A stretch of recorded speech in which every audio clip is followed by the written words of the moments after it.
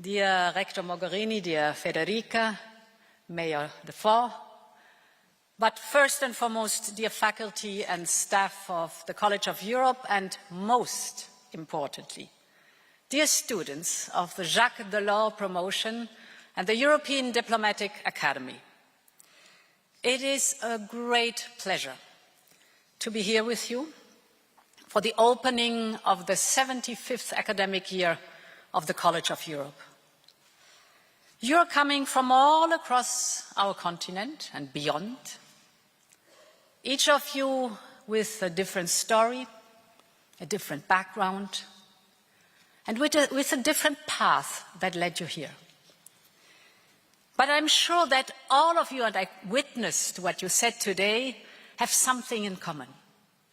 You care deeply about Europe, and you have chosen to get involved in shaping its future. If this is why you are here, you have made the right decision.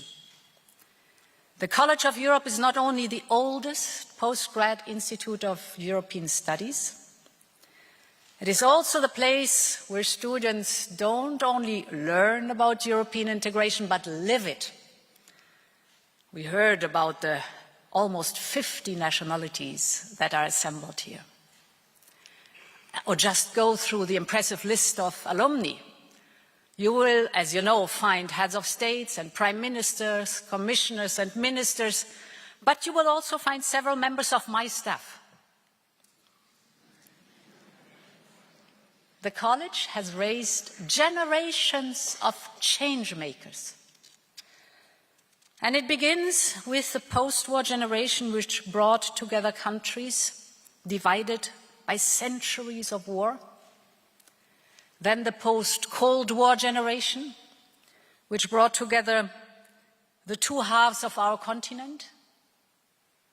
And today's leaders' generation is trying to complete this process to finally bring all of Europe together. And this is the uniqueness of Europe. Each generation has made it grow, deepen, and widen, and pass it on to the next. And the next generation is you. You will have the responsibility to move our union forward once again. Whether you will come to Brussels or go back to your native country, whether you will join the institutions or go to the private sector, whether you will be involved in politics or in civil society, you will be called to lead Europe and to serve the people of Europe. Everything you will learn this year will help you get ready for this: leadership and public service. And I'd like to keep this in mind whenever you face a tough exam or a long day in the library. You're not only studying the Europe of yesterday and today, you are preparing to build the Europe of tomorrow. But what does it mean to lead and serve Europe? Every year, the college chooses indeed a patron, and this year the choice of Jacques Delors is more than a commemoration. It is a compass. When Delors took office, the world was changing at incredible speed. It was the world of Reaganomics and the final years of the Cold War. Europe was stuck in a so-called Eurosclerosis. When Delors left office 10 years later, Europe was not just keeping up with a changing world, Europe was making history with a new political union, a new single market, and with membership rising from 9 to 15 and beyond. Since I took office at the European Commission, I have often been inspired by the life and legacy of Jacques Delors. And this continues to be the case at the start of my second mandate. So today I would like to focus on 3 lessons from Jacques Delors about leadership in Europe. Lessons for my generation and for yours. Here's the first lesson. What yesterday seemed impossible can become reality tomorrow. Delors was a true leader because he understood, before others, when the times were ready for change. That was the case in 1989, already 1 month before the fall of the Berlin Wall. Delors said it was time to, and I quote, move beyond Yalta and overcome the divisions of the old continent, end of quote. Some thought he was daydreaming. But in reality, he was 1 step ahead of everybody else. Delors oversaw 2 enlargements of our union, and he prepared the ground for the great reunification of 2004, when 10 countries joined our union. He truly made the impossible come true. Today, Europe stands at another turning point, just like in 1989. History is on the move again. There is a new momentum across Europe to unify our continent. And just last weekend, dear Federica, we saw the enthusiasm of the young people of the Western Balkans who cannot wait to join our union. And further to the east, the wind of change is blowing again. The people of Ukraine are fighting not only for their survival, but for Europe. This is what keeps them going after 1,000 days of Russia's full-scale war. They want their children to live free from fear and to grow up in a united and peaceful Europe. And no one should stand in their way at their aspirations. There's not a single reason why Putin should have a say in the future of young Ukrainians or Moldovans or Georgians. For so many years now, the people of Georgia have been striving and fighting for democracy. They have a right to know what happened this weekend, and they have a right to see that electoral irregularities are investigated swiftly, transparently, and independently. Georgians, like all Europeans, must be the masters of their own destiny. Ladies and gentlemen, completing the union has returned to the top of our political agenda during my first mandate, and it will be even more central now in my second mandate. It is in this spirit that last weekend we inaugurated together a new campus in Tirana. And today I can also announce a new initiative here in Bruges. The College of Europe and the Commission will launch a new program for young diplomats from future member states based on the model of the European Diplomatic Academy. One day, not so far, we will all be part of one union with one common foreign policy. So we should start training today a new generation of diplomats for the union of tomorrow.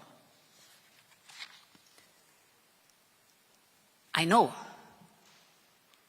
that some are skeptical because of the uncertainties that are linked to Russia's continued aggression against Ukraine and the costs of enlargement. But the costs of an incomplete union is way higher. The cost of fragmentation and less prosperity.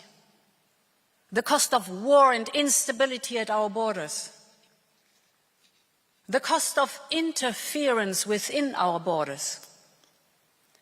And it would send a message to autocrats across the world that brute force can break the free will of free people. We simply cannot let this happen. And at the same time, think about the impressive progress that a country like Ukraine has achieved in recent years. They have passed an incredible set of reforms, reached candidate status, started accession negotiations. All of this while fighting a war for their survival. There is a well-known definition of politics as the art of the possible. Well, this is not enough. Sometimes, when history calls, politics must be the art of making even the impossible come true. We must dare to aim high.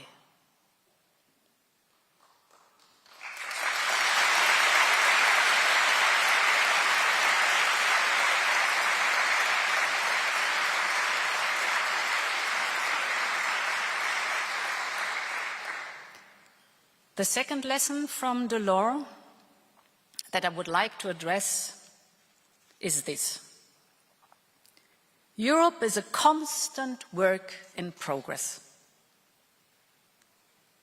Just a few years after history had been written in Maastricht, Delors was already thinking about the next step. And before he left the presidency, he laid out his vision on how the Maastricht Treaty could be rolled out and pushed further. For European integration, there is no such thing as mission accomplished. Our union is never perfect, but it is perfectible. And Europe needs to be present when it is most required.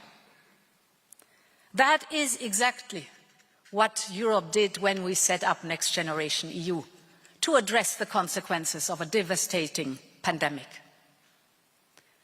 And when Russia tried to blackmail us with our overdependency on cheap and dirty fossil fuels, we joined forces and broke free. We bought energy together, using our critical mass of 27 member states to have more market power. And we invested massively in renewable energy that is clean, homegrown energy, and good jobs for Europe. As a result, in the first half of this year, more than 50% of our electricity has come from renewables. But our job is far from over. And 30 years into the single market, our economic union is still far from complete. Our competitors have continent-sized economies with continent-sized markets and state budgets. A startup from California can expand and raise money all across the United States. But our companies still face way too many national barriers that make it hard to work Europe-wide, way too much regulatory burden. While 300 billion euros of European household savings are invested in foreign markets every year, we still have fragmented capital markets. And this is why we want to build a European savings and investments union, a deep and liquid capital markets union, a decarbonized and circular economy, and one single market. Simpler, faster, and more sustainable. And this will be one of our main missions for the 5 years ahead. The path that started 70 years ago must continue towards a prosperous and fair Europe. And this leads me to the third and final lesson of Jacques Delors. He was the architect of the single market and the euro, but he always thought that economic integration was not enough. In his own words, Europe needs a soul. And he meant that our union had to reach out to the hearts and minds of Europeans. Delors believed in the power of symbols. He was the first president to celebrate Europe Day and to raise our blue flag with golden stars outside the Berlaymont. Delors wanted all Europeans to feel pride for our values of peace and democracy, to feel a sense of belonging to a community of destiny. But beyond symbols, he believed that Europe needed a social anchor. The freedom of the markets had to come with protection of workers across Europe, and this is still true today. The people of Europe expect, rightly so, that our union will stand at their side in times of need. And this is exactly what we did time and again in the recent years, when we made sure that all Europeans could have access to life-saving vaccines, when we saved their jobs together in pandemic times with SURE, and when we acted together against the impacts of climate change, from forest fires to floods and droughts. This is European solidarity at its best. Yes, the people of Europe want our union to stand up for them on the global stage, but they also want our union to stand close to them, to protect them as a partner and an ally in their daily battles. We must have the courage to step out of our comfort zone and, if necessary, to step into new fields of action. And this is why, for the first time ever, I have put housing on the European agenda. Young people like you are struggling to find affordable homes, and this is just not right. I want Europe to look into this and to help unlock the private and the public investment we need. If it matters to you, it must matter to Europe. Or think about the crucial issue of mental health that I know is especially dear to young people. Of course, family and friends and the medical system are the first line of help. But there's so much that Europe can do. For instance, by addressing the addictive design of some social media platforms and the plague of cyberbullying. Some may say that health or housing are not European issues. Some may say we should not get involved. But I want our union to step up whenever it can make a difference and where it matters the most to people. You can do business and make money all over the world, wherever you want. But where do people want to settle and raise their children? Where the streets are safe, where they have prospects, where everyone has access to good education and culture, regardless of how much money they have, where everyone has access to health care, where there's lasting peace, where they can move freely, study, work, across borders that no longer exist, where they can build something that stays theirs, where the rule of law wins and not the right of might. And that is what our union is and what our European Union stands for. Because Europe is more than a union, it is our home. And to me, this is the greatest lesson of Jacques Delors. The fundamental feature of leadership is not to rise above others, but to be at the service of others. Leadership and public service are two sides of the same coin. And so, I go back to where I started. You are the next generation of European leaders. Europe will need all of your talent and your passion. But how you will contribute to European projects is entirely up to you. Here in Bruges, you will get the tools you need. You will get a great understanding on how our union works. But always keep in mind who it works for and why it exists. Because Europe only works if it works for the people of Europe. So at the end of this year, take a moment to think about the way ahead. Think about all the different ways to do something for Europe. And find the one that makes you happy, where you can put your talents to good use. Do not look for the fastest way to reach the top. Think about how best you can serve Europe and its people. This is what leadership means. This is how you will lead our union forward. So, best of luck to all of you and long live Europe. Thank you.